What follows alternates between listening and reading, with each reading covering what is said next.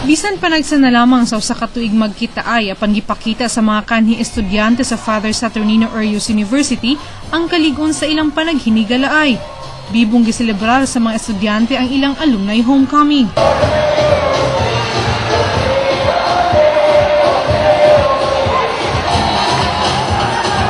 Si Leslie Ann Maraganyas, 5 ka tuig nang nagtrabaho sa Dubai.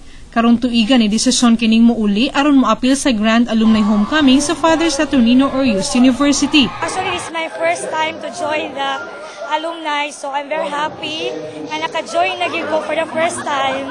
Enjoy ko na makita ko mga batchmates.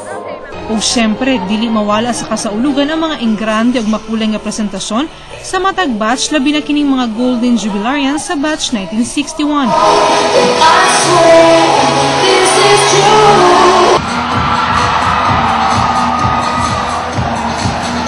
Ug Silver Jubilarian sa batch 1986.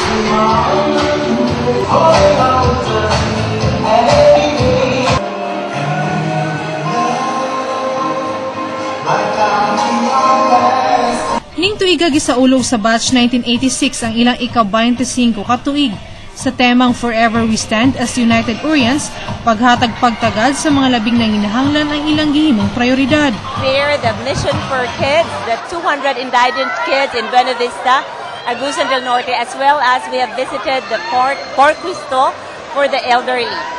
Ang Grand Alumni Homecoming sa Father Saturnino Orius University higayon aron nga makahimamat nila ang ilang mga kanhi classmates, batchmates ug mga schoolmates.